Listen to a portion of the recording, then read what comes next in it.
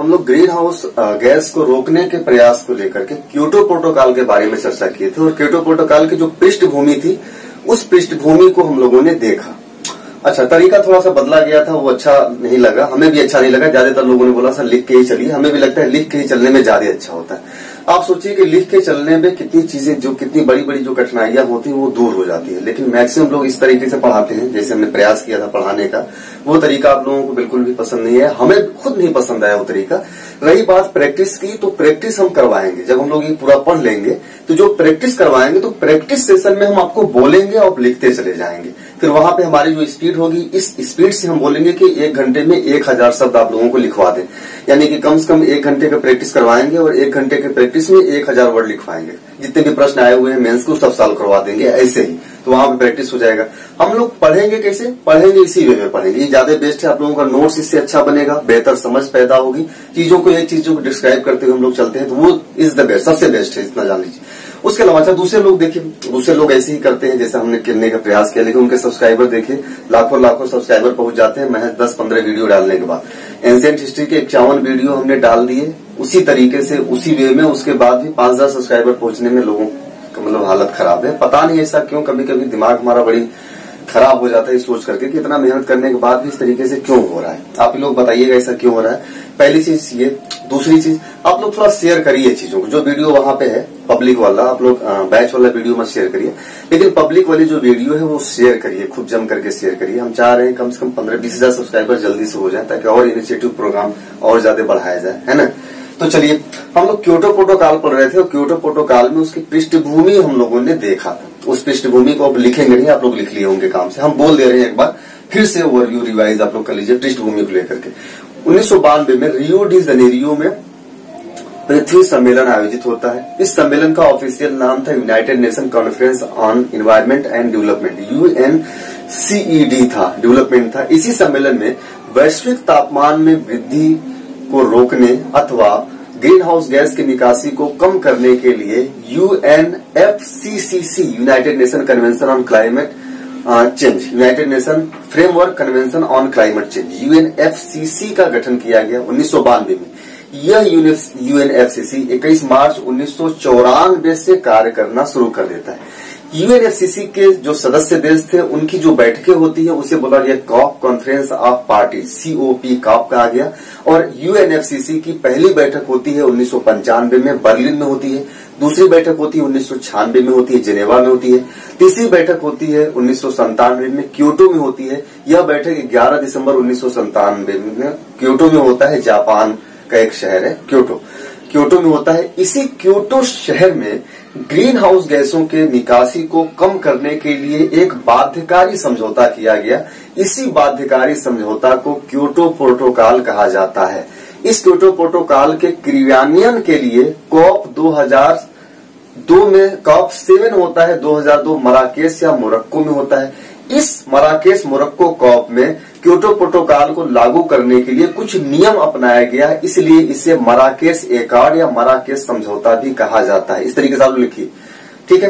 पिछले वीडियो हम लोग देख रहे थे। इसके बाद हमने क्या लिखा था कि इस बाध्यकारी समझौते को लागू होने के लिए कम से कम 55 देशों का अनुसमर्थन आवश्यक था, जिसमें 38 विकसित देश भी शामिल होने आवश्यक थे। यानी 38 ऐसे देश शामिल होने चाहिए थे जो विकसित हो, उसके अलावा बाकी अन्य देश। तो 55 देशों का अनुसमर्थन होना चाहिए था, लेकिन अनुसमर्थन नहीं हुआ। हम 1997 में एक बाध्यकारी समझौता लाते हैं, लाने के बाद भी वो समझौता वैश्विक स्तर पर लागू नहीं किया जा सका।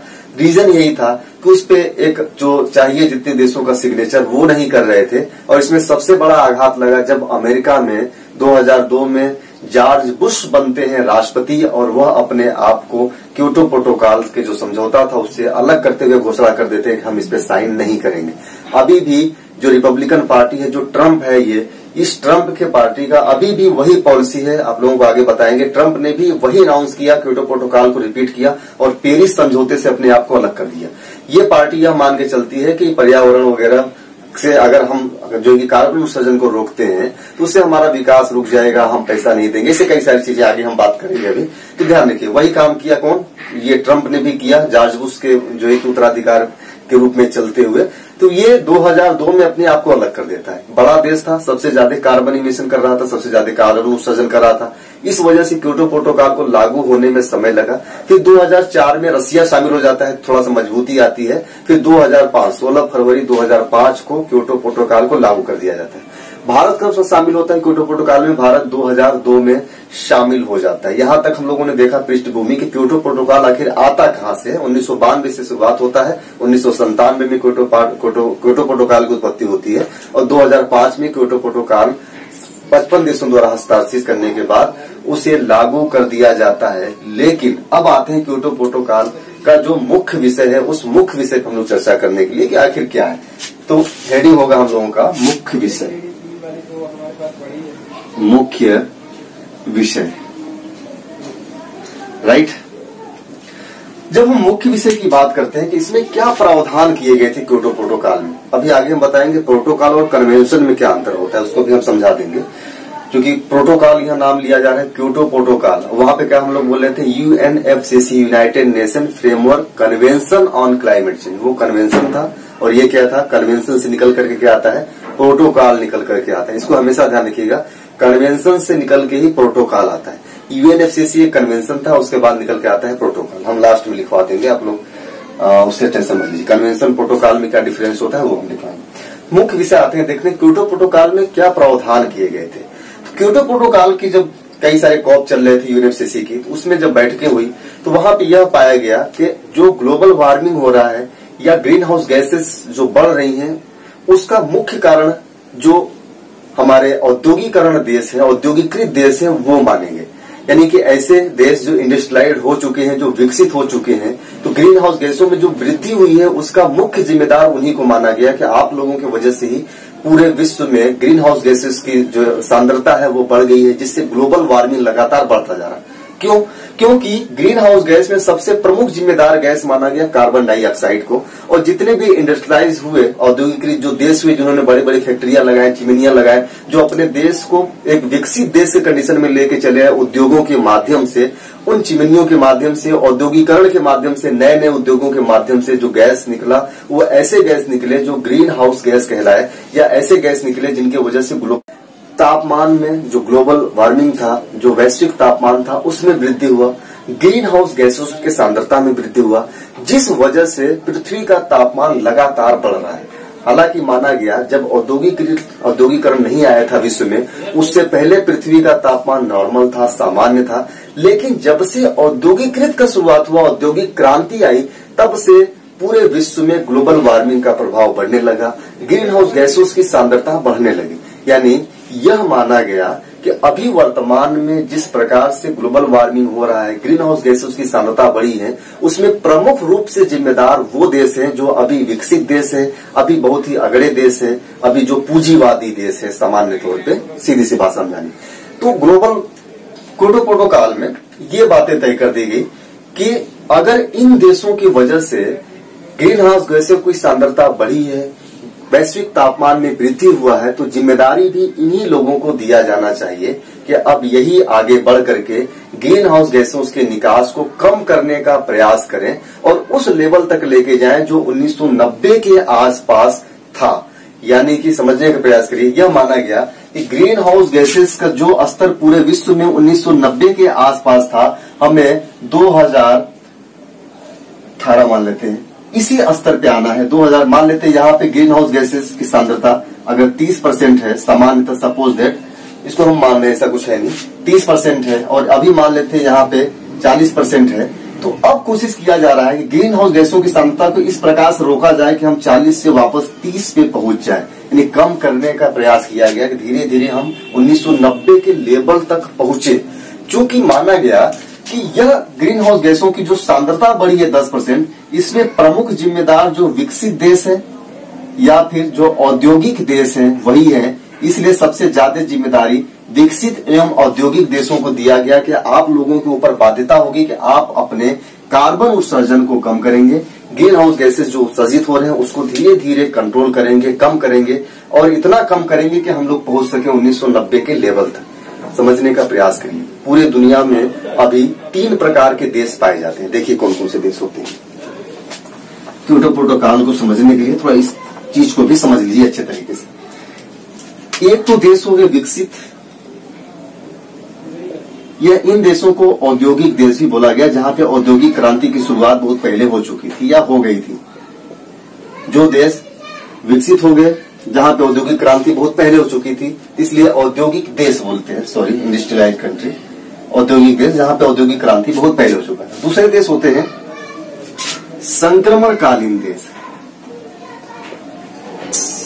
संक्रमणकालीन देश ये ऐसे देश हैं जो विकास एक और लिख लीजिए। तीसरे देश होते हैं विकासशील देश। विकासशील देश, विकासशील देश का मतलब समझिए। अब ये विकासशील देश क्या होते हैं? विकासशील देश ऐसे हैं जो धीरे धीरे विकसित देश होने के कंडीशन में है, जैसे कि भारत हो गया, चीन हो गया, हमारे आसपास के जितने देश है, पाकिस्तान, ये क्या है? विकासशील देश है। अफ्रीका के बहुत सारे देश हैं जो विकासशील देश है, ब्राजील वगैरह हो गए। विकासशील का मतलब होता है अभी हम विकास के पथ पे हैं, अभी पूरी तरीके से हम विकास कर नहीं पाए हैं, लेकिन हमारे विकास के पथ हमारा चल रहा है, हम नए नए उद्योग लगा रहे हैं, हमारे यहाँ भी औद्योगिक क्रांति होगी और औद्योगिक क्रांति होने के बाद हम पहुंच जाएंगे कहाँ पे? विकसित देशों में पहुंच जाएंगे। लेकिन विकसित देश पहुंचने से पहले हमें एक और दौर से गुजरना होगा, वो होगा संक्रमणकालीन देश। और संक्रमणकालीन देश ये होता है जो विकासशील देश नहीं है, न ही विकसित देश है, बल्कि दोनों के बीच वाली कंडीशन में होता है। यानी संक्रमणकालीन देश ऐसा देश होता है जो बहुत ही जल्द ही विकसित होने के कंडीशन में हो, जहां पे औद्योगिक क्रांति की शुरुआत हो गई हो, विकास के रास्ते पे यह चल चुका हो और तुरंत कुछ ही दिनों में यह विकसित देश के रूप में बदल जाएगा। लेकिन विकासशील देशों के लिए अभी रास्ता लंबा होता है, ताकि उसे संक्रमणकालीन देश के श्रेणी में पहुंचना होगा, उसके बाद वो पहुंचेगा विकसित देशों के श्रेणी में। इन तीनों चीजों को अच्छे से समझिए। अगर संक्रमणकालीन देश का एग्जाम्पल दें जो अभी विकसित देश के श्रेणी में डेवलप हो चुके हैं, तो बहुत सारे ऐसे देश हैं, जैसे हम लोग जाएंगे यूरोप में, बुल्गारिया हो गया, रोमानिया हो गया, मैसेडोनिया हो गया, ये ऐसे देश हैं जो विकासशील देश नहीं है, वो आते हैं संक्रमणकालीन देशों में। उसी में से बहुत सारे ऐसे देश हैं जो अब विकसित देशों की श्रेणी में भी आ चुके हैं, रोमानिया, बुल्गारिया, रूस, है ना, ग्रीस हो गया, ये सब किस देशों में आ गए? अब विकसित देशों की श्रेणी में आ गए। लेकिन जब क्योटो प्रोटोकॉल बनाया जा रहा था तो वो उस समय संक्रमणकालीन दौर में थे, यानी ऐसे देश थे जो विकासशील से तो ऊपर उठ गए थे लेकिन विकसित नहीं पहुंचे थे, विकसित होने ही वाले थे। तो 3 प्रकार के देशों की अवधारणा आता है क्योटो प्रोटोकॉल के तहत। यानी क्योटो प्रोटोकॉल हम तभी समझ सकते हैं अच्छे से जब इन तीनों देशों को अच्छे तरीके से समझे हों। तो अब आप लोगों को इतना समझ में आ गया होगा कि विकसित देश औद्योगिक देशों की श्रेणी कौन होता है। जैसे अभी हम लोग इंग्लैंड, यूरोप के फ्रांस, जर्मनी, अमेरिका, जापान, ये क्या है? ये औद्योगिक देश है जहां पे औद्योगिक क्रांति सबसे पहले आई, उन्होंने अपने उद्योगों का विकास कर लिया और वो पहुंच गए कहां पे? विकसित देशों की श्रेणी पहुंच गए। एक संक्रमणकालीन देश जहां पे औद्योगिक क्रांति की शुरुआत हो चुकी है लेकिन बड़े स्तर पे नहीं हुई है और यह विकसित होने के कंडीशन, विकसित होने के कगार पे है, बहुत पास में है, कुछ ही दिनों में विकसित हो जाएंगे। विकासशील देश को अभी लंबी यात्रा तय करना होगा विकसित देश होने के कंडीशन में। जैसे आप लोगों को पता है कि एपीजे कलाम साहब ने भारत को विकसित देश बनने में 2020 का समय रखा था कि 2020 तक भारत विकसित देश बन जाएगा, लेकिन ऐसा हो नहीं पाया। अब माना जा रहा है कि हम जो विकसित होने कंडीशन में पहुंचेंगे वो 2040 से 50 के मध्य में जाएंगे। यानी हमें अभी लंबी यात्रा तय करनी है विकसित होने के कंडीशन में। वो तभी हो पाएगा जब हम संक्रमण काल के दौर में जाए। अभी भारतीय अर्थव्यवस्था संक्रमण काल के दौर में भी नहीं है कि हम यहाँ पे पहुंच जाए। संक्रमण काल पहुंचने के बाद तब हम करीब में पहुंचते हैं विकसित देश होने के कंडीशन में। तो क्योटो प्रोटोकॉल में 3 देशों की अवधारणा लाएगी। अब यहाँ पे ये देखना है ऐसे देश जो संक्रमणकालीन दौर से होते हुए जिनकी अर्थव्यवस्था विकसित या औद्योगिक देशों में पहुंच गई है। एक तो देश ऐसे हो गए। कुछ देश ऐसे हुए जो संक्रमणकालीन दौर में नहीं पहुंचे, सीधे सीधे विकसित हो गए, जैसे ब्रिटेन हो गया, अमेरिका हो गया, फ्रांस हो गया। इनका कोई ट्रांजिशन पीरियड नहीं आया, वो सीधे सीधे विकसित हुए, वहां औद्योगिक क्रांति हुई और एकाएक विकास कर गए। तो उसमें ब्रिटेन, अमेरिका, इन सब देशों का नाम आता है। तो कुछ देश ऐसे रहे जो संक्रमण काल से गुजरते हुए पहुंचे कहां? विकसित औद्योगिक देशों में, जैसे रसिया, बुल्गारिया, रोमानिया, इन सब देशों का हमने नाम लिया। कुछ देश ऐसे हुए जो सीधे सीधे विकसित ही बने, उनके बीच में कोई ट्रांजिशन पीरियड नहीं आया। वैसे देशों में बोला जाता है ब्रिटेन हो गया, फ्रांस हो गया, जर्मनी हो गया, अमेरिका हो गया, ये ऐसे देश हैं जो सीधे सीधे विकसित देश बने। इन तीनों देशों के कॉन्सेप्ट को आपके दिमाग में अच्छे तरीके से बिठा लीजिएगा, ठीक है। अब हम लोग आते हैं मुख्य विषय पर। चलिए फिर लिखते हैं।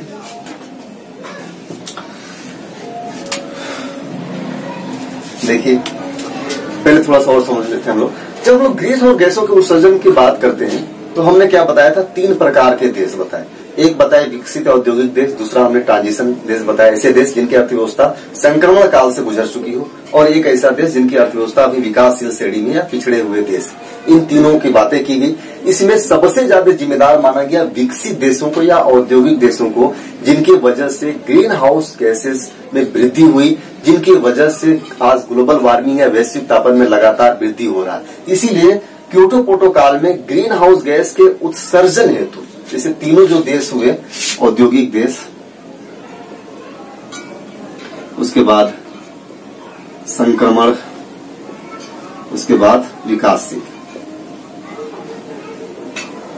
देखिए यहां भी विकास की प्रक्रिया चल रही है, तो यहां भी फैक्ट्री वगैरह तो बनेंगे, तो यहां भी क्या हो रहा है, ये विकास की प्रक्रिया में है अभी, जो विकसित होने की कंडीशन में जाएंगे। विकास की प्रक्रिया में है, इसका मतलब सीधा हो गया कि यहाँ पे जो भी फैक्ट्रीज, जितने भी कारखाने, जो भी ऐसे वर्क हो रहे हैं जो विकास औद्योगिक राष्ट्र बनने की प्रक्रिया में, तो यहाँ भी जो ग्रीन हाउस गैसेस उत्सर्जन हो रही है, उत्सर्जित हो रही है। और ये ऐसे देश हैं जो अब विकसित हो चुके हैं, लेकिन इसके बावजूद भी ये ग्रीन हाउस गैस का उत्सर्जन कर रहे हैं। तो यह माना गया कि यदि हम विकासशील देशों को कहें कि आप ग्रीन हाउस गैस का उत्सर्जन कम करिए, तो इसका सीधा सा इफेक्ट पड़ेगा इनके विकास के ऊपर, इनके डेवलपमेंट के ऊपर। क्योंकि जितने भी फैक्ट्रीज, कारखाने हैं, वो विकास के एक आधार स्तंभ होते हैं। जैसे कोई भी उद्योग लगाएंगे, लौह इस्पात उद्योग, उसके अलावा भी जितने और अदर उद्योग लगाएंगे, तो उद्योगों से क्या होता है, कार्बन डाइऑक्साइड निकलता है, नाइट्रस ऑक्साइड निकलता है, मीथेन निकलता है। तो वो क्या करते हैं, ग्लोबल वार्मिंग को बढ़ाते हैं। ग्लोबल वार्मिंग गैस माने जाते हैं, वैश्विक तापमान को बढ़ाते हैं। अगर इनके ऊपर रोक लगाएंगे, तुम जो है कि अब ग्लोबल वार्मिंग को कम करने के लिए ग्रीन हाउस गैसेस का उत्सर्जन कम करो, तो इसका सीधा सा इफेक्ट पड़ेगा इनके उद्योगों के ऊपर। इनके उद्योग बंद होंगे। जब उद्योग बंद होंगे तो इनका जो विकास का प्रक्रिया है वह भी बंद हो जाएगा। इसलिए क्योटो प्रोटोकॉल में इन देशों का विशेष ध्यान रखा गया कि इनके ऊपर कोई बाउंडेशन नहीं लगाया जाएगा, लेकिन इनके ऊपर बाउंडेशन लगाने की बात कही गई, क्योंकि अब आप विकास के चरण को पार कर चुके हैं, विकसित हो चुके हैं, इसलिए यहाँ पे बाउंडेशन लगाया जा सकता है। यहाँ पे बात किया जा सकता है कि आप अपने ग्रीन हाउस गैसेस के उत्सर्जन को कम करिए, चाहे जिस भी तरीके से कम कर सकते हैं। इनके लिए कई तरीकों की बात की गई कि आप अलग अलग तरीके से ग्रीन हाउस गैसों के उत्सर्जन को कम कर सकते हैं। तो बाउंडेशन यहाँ पे लगाया गया औद्योगिक राष्ट्रों पे, विकासशील राष्ट्रों पे बाउंडेशन नहीं लगाया गया। लेकिन इसके बावजूद क्योटो प्रोटोकॉल कहता है कि दुनिया में जितने भी देश हैं, सभी लोगों की जिम्मेदारी है कि ग्रीन हाउस गैसों के उत्सर्जन को कम किया जाए। यानी कि जो भी देश हैं, उनकी यह जिम्मेदारी बनती है कि ग्रीन हाउस गैसों के उत्सर्जन को कम किया जाए। और इसी जिम्मेदारी के तहत ही क्योटो प्रोटोकॉल में एक सिद्धांत आता है, एक कॉन्सेप्ट आता है, जिसे बोला जाता है CBDR कॉन्सेप्ट। CBDR कॉन्सेप्ट आया, जिसे बोला जाता है कॉमन बट डिफरेंशियल रिस्पॉन्सिबिलिटी, यानी कि साझा परंतु विभेदकारी जिम्मेदारियां। कॉमन का बात हो गया कि सभी लोगों के लिए कॉमन जिम्मेदारियां हैं, लेकिन कुछ विभेदकारी जिम्मेदारियां होंगी। और विभेदकारी जिम्मेदारियां क्या हो रही हैं कि औद्योगिक राष्ट्रों पर तो बाध्यता डाला जा रहा है कि आपको इतना कार्बन इमिशन कम करना होगा, जबकि विकासशील राष्ट्रों पर कोई बाध्यता नहीं डाला जा रहा है। इस प्रकार हम लोग क्या देख रहे हैं, विभेद बढ़ता जा रहा है दो राष्ट्रों के मध्य, औद्योगिक राष्ट्र और विकासशील राष्ट्रों के मध्य एक विभेद बढ़ता जा रहा है, एक डिफरेंशियल रिस्पॉन्सिबिलिटी की बात की जा रही है। तो इसी वजह से यहाँ पे आता है CBDR। अब हम लोग लिखते हैं, फिर समझते हैं, चलिए एक एक चीजों। चलिए, जहां से हम लोगों ने लिखा था, जैसे कि पृष्ठभूमि आप लोग लिख चुके हैं, तो उसी के नीचे लिखिए कि ग्रीन हाउस गैसों के उत्सर्जन हेतु सभी देशों को जिम्मेदार माना गया। ग्रीन हाउस गैसों के उत्सर्जन हेतु सभी देशों को जिम्मेदार माना गया।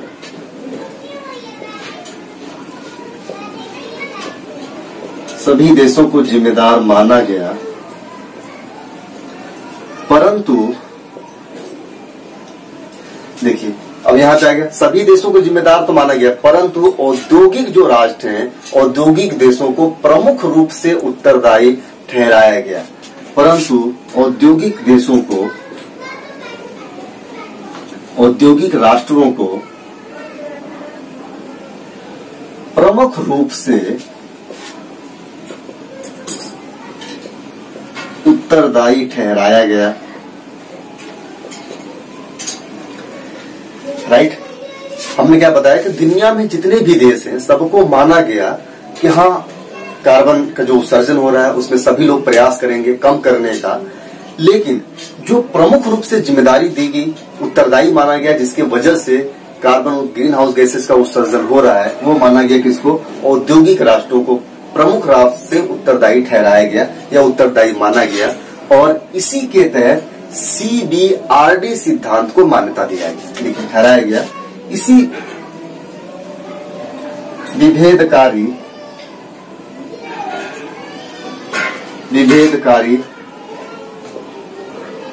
उत्तरदायित्व के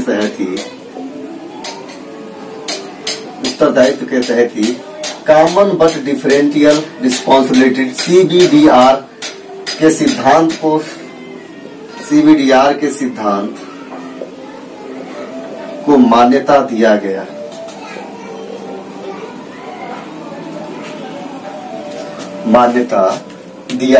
पैराग्राफ चेंज करिए। समझ में आ रहा है आप लोगों को क्या होता है CBDR? लिखिए, बट इसको बोलते हैं कॉमन बट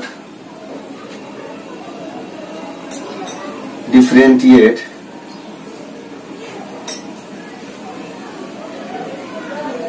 रिस्पॉन्सिबिलिटीज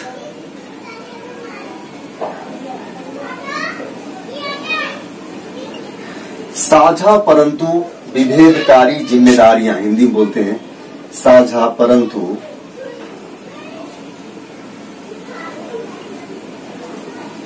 विभेदकारी जिम्मेदारियां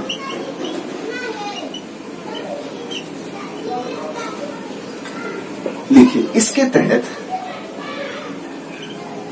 तहत ग्रीन हाउस गैसों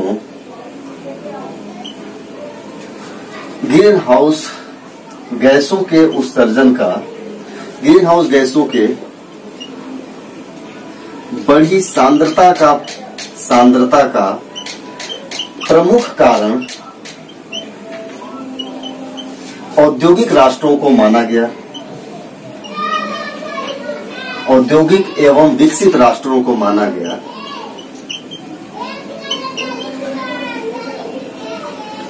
विकसित राष्ट्रों को माना गया। दिख रहा है आप लोगों को क्या? इसके तहत प्रमुख कारण किसे माना गया? औद्योगिक एवं विकसित राष्ट्रों को माना गया। इसीलिए ग्रीन हाउस गैसों को कम करने की, इसीलिए ग्रीन हाउस गैस GHG लिख दे रहे हैं आप लोग, लिख लीजिएगा। इसीलिए ग्रीन हाउस गैसों को कम करने बाध्यता इन्हीं विकसित एवं औद्योगिक राष्ट्रों के ऊपर डाला गया है। इन्हीं विकसित एवं औद्योगिक राष्ट्रों के ऊपर डाला गया। राइट, यहां तक समझने का प्रयास करें। क्यों औद्योगिक एवं विकसित राष्ट्रों के ऊपर ही ग्रीन हाउस गैसों को कम करने की जो बाध्यता डाली गई, क्यों डाली गई? कमिटमेंट, बाध्यता यहाँ कंपल्सरी था। यहाँ पे यह भी प्रावधान किया गया था कि यदि इस बाध्यता को नहीं मानते हैं तो इनके ऊपर 30% की पेनाल्टी लगेगी, यानी कि यहाँ पे कड़े दंड का भी प्रावधान किया गया था। रीजन हमने क्या बताया? रीजन हमने ये बताया कि यह माना जा रहा है कि जब पूरे दुनिया में औद्योगिक क्रांति की शुरुआत नहीं हुई थी, उस समय ग्रीन हाउस गैसों का जो सांद्रता था वो संतुलित था। ग्रीन हाउस गैसों की सांद्रता में जो वृद्धि होती है वो वृद्धि होती है औद्योगिक क्रांति के बाद, और औद्योगिक क्रांति की शुरुआत होती है यूरोप में, इंग्लैंड में, फिर वहां से होते हुए अमेरिका तक पहुंचता है। जितने भी आज विकसित देश हैं जो औद्योगिक क्रांति के बाद सीधे सीधे विकसित हो गए, उनका कोई ट्रांजिशन पीरियड नहीं आया, ऐसे देशों को जिम्मेदार माना गया। इसीलिए कहा गया कि आपकी वजह से ग्रीन हाउस गैसों की सांद्रता बढ़ी हुई, क्योंकि आपने अंधाधुंध विकास के चक्कर में पर्यावरण को बहुत ज्यादा नुकसान पहुंचाया है। इस वजह से इनकी जिम्मेदारी इन्हीं को दिया गया कि आपकी जिम्मेदारी होगी, बाध्यता होगा आपके ऊपर कि आप कार्बन इमिशन को कम करेंगे। क्योंकि ग्रीन हाउस गैसों में सबसे मुख्य रूप से कार्बन डाइऑक्साइड माना जाता है कारण, इस वजह से इसे कार्बन उत्सर्जन के बाद बात किया जाता है कि आप कार्बन उत्सर्जन को कम करेंगे, कार्बन इमिशन को कम करने की बात की गई। तो यहाँ हम लोग देख रहे थे विकसित औद्योगिक राष्ट्रों के ऊपर जिम्मेदारी डाली गई, एक बाध्यता वाली जिम्मेदारी डाली गई। हम लोग देखेंगे राष्ट्रों को, इसीलिए कम करने की बाध्यता इन्हीं विकसित राष्ट्रों के ऊपर डाली गई। यानी जो बाध्यता है ये किसके ऊपर डाला गया? जो औद्योगिक राष्ट्र है, जो विकसित राष्ट्र है। विकासशील राष्ट्रों के ऊपर कोई बाध्यता नहीं डाली गई। यहाँ पैराग्राफ चेंज करके लिखिए इसी जगह, क्योटो प्रोटोकॉल के तहत, क्योटो प्रोटोकॉल के तहत, क्योटो प्रोटोकॉल के तहत विकासशील राष्ट्रों पर, विकासशील राष्ट्रों पर किसी प्रकार की बाध्यता नहीं आरोपित किया गया, किसी प्रकार की बाध्यता नहीं आरोपित किया गया, आरोपित किया गया, परंतु एक साझा जिम्मेदारी प्रदान करते हुए, एक साझा जिम्मेदारी प्रदान करते हुए उनसे ग्रीन हाउस गैसेस को कम उत्सर्जित करने का, कम उत्सर्जित करने की आशा की गई, आशा की गई। यानी कि विकासशील जो देश हैं उनके ऊपर बाध्यता तो नहीं डाला गया कि आपको कम करना ही करना है, लेकिन उनसे यह उम्मीद किया गया, आशा किया गया कि आप भी एक जिम्मेदार अगर देश हैं तो अपनी जिम्मेदारी को समझते हुए ग्रीन हाउस गैसेस को कम करेंगे आप खुद स्वयं। तो इसके लिए देखिए ये तो हो गया प्रावधान। अब जो सीबीआरडी आता है, कॉमन बट डिफरेंशियल, सीबीडीआर आता है, रिस्पॉन्सिबिलिटी, उसके तहत हमें पता हुआ कि दो देशों की श्रेणियों में बांट दिया गया, जिसमें एक देश ऐसे हो गए जिनके ऊपर बाध्यकारी जिम्मेदारी दिया गया कि आपको करना ही करना है, और एक देश ऐसे आ गए जिनके ऊपर बाध्यकारी जिम्मेदारी नहीं था, लेकिन उनसे उम्मीद किया जा रहा था कि आप भी इसी पृथ्वी पे हैं, अगर पृथ्वी डूबती है, पृथ्वी को नुकसान होता है, पर्यावरणीय हानि, पृथ्वी को कुछ भी होता है तो उसका प्रभाव न केवल औद्योगिक राष्ट्रों पे पड़ेगा बल्कि विकासशील राष्ट्रों पे भी उसका प्रभाव पड़ेगा। और सही मायने में पूछा जाए तो सबसे ज्यादा ग्लोबल वार्मिंग का, वैश्विक तापमान का जो प्रभाव पड़ रहा है वो विकासशील राष्ट्रों में ही पड़ रहा है, विकसित राष्ट्रों में उतना ज्यादा प्रभाव नहीं पड़ रहा है। तो इसीलिए सीबीडीआर के तहत देशों की श्रेणियों को डिवाइड कर दिया गया और 3 प्रकार के देश बनाए गए, एनेक्स 1 कंट्री, एनेक्स 2 कंट्री और एनेक्स 3 कंट्री। हम लिखेंगे क्योटो प्रोटोकॉल के तहत बनाए गए देशों की श्रेणी। कितने श्रेणी बनाए गए थे? 3 श्रेणी बनाए गए थे। और जिम्मेदारी क्या दी गई भी आगे हम बात करेंगे, जब उन श्रेणियों की बात करेंगे तो वहां पे जिम्मेदारी की बात करेंगे। ये हम लोग लिख रहे थे किसमें? सीबीडीआर के तहत लिख रहे थे। तो अब हम लोग लिखिए पैराग्राफ चेंज करिए।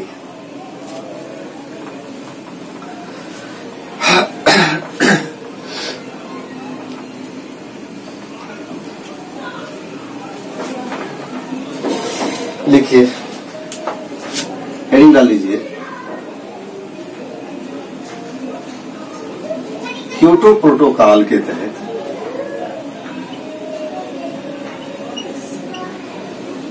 विभाजित देशों की श्रेणी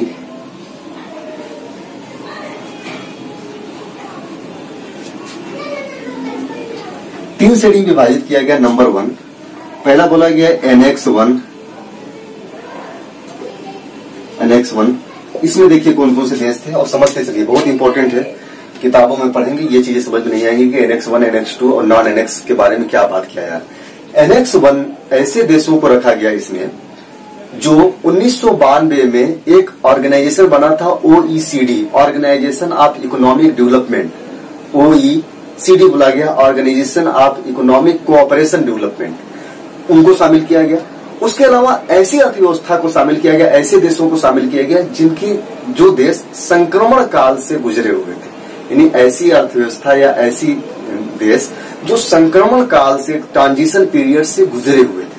अभी हमने बात किया था पूरे दुनिया में 3 प्रकार के देश होते हैं, विकसित या औद्योगिक देश होते हैं, संक्रमण काल से गुजरने वाले देश होते हैं और विकासशील देश होते हैं। यहाँ पे आप लोगों को समझ में आया, बताने का हमारा रीजन क्या था, वहां पे ट्रांजिशन पीरियड को यही रीजन था ताकि यहाँ पे चीजें स्पष्ट हो जाएंगी। तो इसमें एनेक्स 1 में 2 प्रकार के देश शामिल होते हैं। किसे? लिखिए, एक तो शामिल किया गया 1900, इसे लिख लीजिएगा, इस श्रेणी में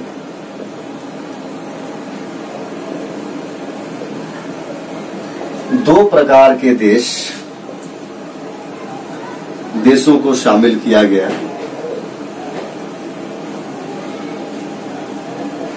नंबर 1, 1992 में OECD के सदस्य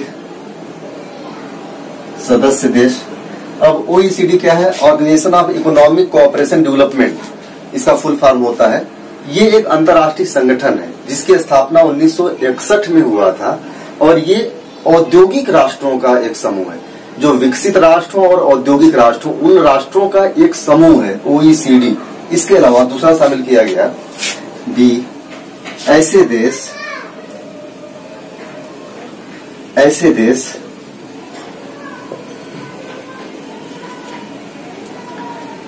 जिनकी अर्थव्यवस्था संक्रमण काल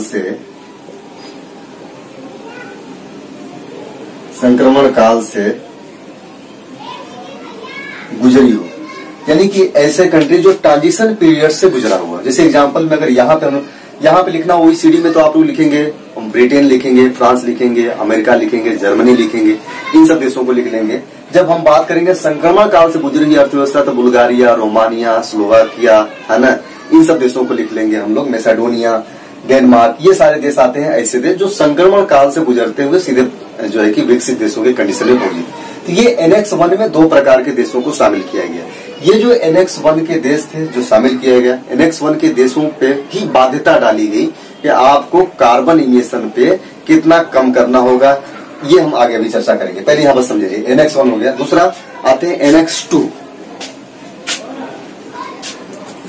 एनेक्स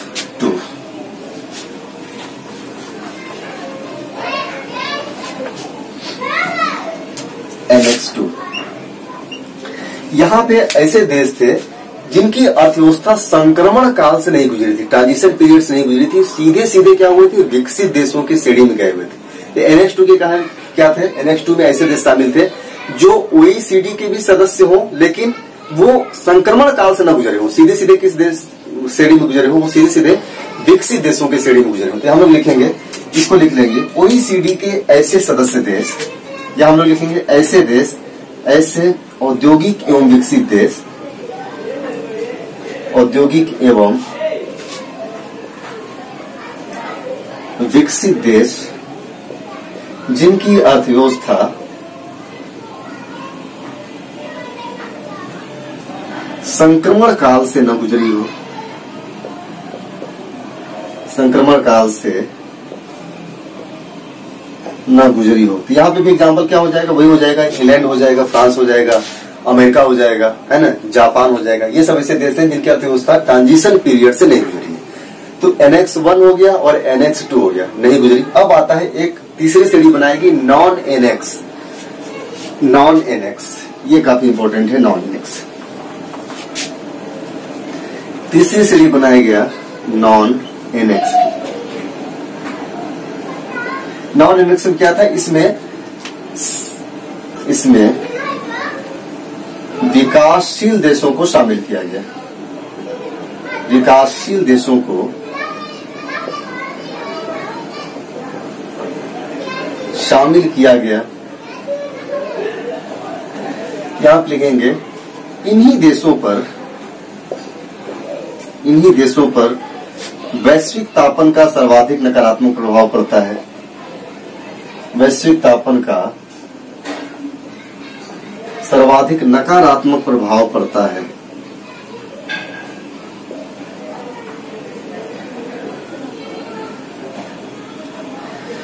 राइट। ये हो गया एनेक्स 1, एनेक्स 2, एनेक्स 3। इन देशों की श्रेणी याद रखिएगा, जो कि अभी ये बताना इसलिए जरूरी हो गया था कि अभी आगे आप लोग जाएंगे, आगे अभी हम बताएंगे। तो इन श्रेणी को ध्यान रखिएगा। यहाँ से आईएएस में प्रश्न पूछता है, ये सब आईएएस के ही टॉपिक है। पीसीएस में यहाँ से तो नहीं पूछता है नॉर्मली, शायद कभी पूछ दे, लेकिन सब ऐसी चीजें जो आईएएस में पूछी जाती हैं, तो टफ होता है एनेक्स 1, एनेक्स 2 को समझना बहुत आसान नहीं होता। आप किताब में कभी देखेंगे तो आपको समझ ही नहीं आएगा कि किसको रखा जाए NX 1 में, किसको रखा जाए NX 2 में। लेकिन हमने बिल्कुल आसानी से आपको बिल्कुल ही हलवा बना करके आपके सामने पेश कर दिया। अब आपसे कोई भी पूछेगा कि NX 1 में कौन सी कंट्रीज है तो इजी में बता देंगे। OECD के सदस्य, और OECD क्या है, OECD के बारे में आपको लिखना है तो पीछे हम बोल रहे हैं, लिख लीजिए। OECD organisation of economic cooperation development उसका फुल फॉर्म होता है। लिखिए, यह 1961 में स्थापित औद्योगिक एवं विकसित राष्ट्रों का समूह है। ठीक, बस इतना ही जान लीजिए। तो OECD के सदस्य जो औद्योगिक राष्ट्र है, विकसित राष्ट्र है, वो शामिल होंगे NX 1 में, और ऐसे देश शामिल होंगे जिनकी अर्थव्यवस्था ट्रांजिशन पीरियड, संक्रमण काल से गुजरी थी, यानी जिनकी अर्थव्यवस्था विकसित होने वाली थी, जैसे बुल्गारिया, रोमानिया, मैसेडोनिया, ग्रीस वगैरह छोटे छोटे जितने भी देश हैं यूरोप के, उन देशों को शामिल किया गया NX 1 में। NX 2 में ऐसे देशों को शामिल किया गया जिनकी अर्थव्यवस्था ट्रांजिशन पीरियड से नहीं गुजरी, यानी कि हम लोग देखेंगे तो कई सारे देश हो जाएंगे जो NX 1 और NX 2 में कॉमन हो जाते हैं। NX 2 में कुल 39 देश इसमें शामिल हैं। तो कॉमन जैसे कि ब्रिटेन, फ्रांस, ये सब क्या है, NX 1 में भी शामिल है, OECD के मेंबर होने की वजह से, और NX 2 में भी शामिल है। NX 2 में इसलिए शामिल है कि इनकी अर्थव्यवस्था ट्रांजिशन पीरियड से नहीं गुजरी।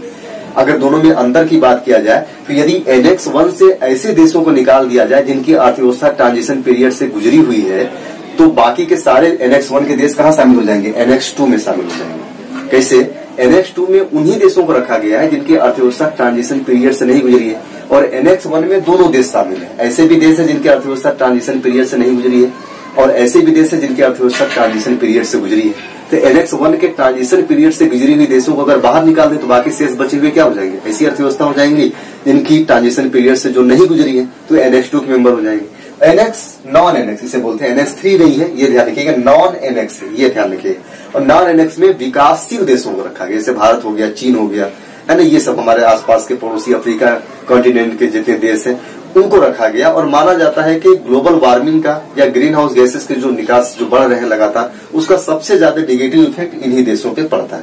तो यहाँ तक हम लोगों ने देखा। आगे के वीडियोज में हम देखेंगे यहाँ से प्रश्न कैसे बनता है और आगे क्या प्रावधान किए गए हैं। अभी हम लोग ये भी देखेंगे क्योटो प्रोटोकॉल के तहत कितने गैसों को ग्रीन हाउस गैसेस माने गए। काफी लंबा क्योटो प्रोटोकॉल, काफी चूंकि बड़ा है, बड़ा इसलिए भी है ताकि हम लोग समझ रहे हैं बहुत ही डिटेल में इसे समझ इसलिए रहे हैं ताकि आगे आने वाले समय में यहाँ से प्रश्न बनेगा। क्योटो प्रोटोकॉल की जो प्रतिबद्धता है 2020 में समाप्त हो रहा है। 2020 के बाद हमें एक नए संधि की जरूरत होगी ग्रीन हाउस गैसेस को लेकर के, उस पर भी हम लोग चर्चा करेंगे। अभी हम सिर्फ चीजों को बता रहे हैं, अभी मेन मुख्य विषय जो मेन टॉपिक है अभी उस पर हम नहीं आए हुए। क्योटो प्रोटोकॉल के तहत क्या प्रतिबद्धता रखी गई, कितना समय रखा गया, कितना गैसेस कम करने की बात की गई, इन सब चीजों पे चर्चा हम लोग करेंगे आगे। पहले फिलहाल में धीरे धीरे क्रमबद्ध रूप से एक एक चीज को समझते चलते हैं, ताकि तभी जाकर के आगे जब उन पे डिस्कशन किया जाएगा तो आपको पूरा क्लियर रहेगा। जब हम बात करेंगे NX 1 के कंट्री को जिम्मेदारी दिया गया है तो NX 1 आपके दिमाग में तुरंत आ जाएगा। जब हम बात करेंगे NX 1 की कंट्री किस प्रकार से कार्बन ट्रेडिंग या CDM का प्रयोग कर सकता है, स्वच्छ विकास ग्रीन डेवलपमेंट कहाँ कर सकता है, NX 1 कंट्री में ही करेगा या NX 2 कंट्री में करेगा या नॉन NX कंट्री में करेगा, इन सब चीजों क्या होगा वहां से बात करेंगे क्या हम NX 1 NX 2, फिर वहां देश का नाम नहीं लेंगे तो आप लोग तुरंत समझ जाएंगे NX 1 किस देश की बात की जा रही है, किस देश की बात नहीं की जा रही है। इस वजह से इन सब चीजों को एक सीक्वेंस वे में समझना इज वेरी कंपल्सरी। ठीक है, तो मिलते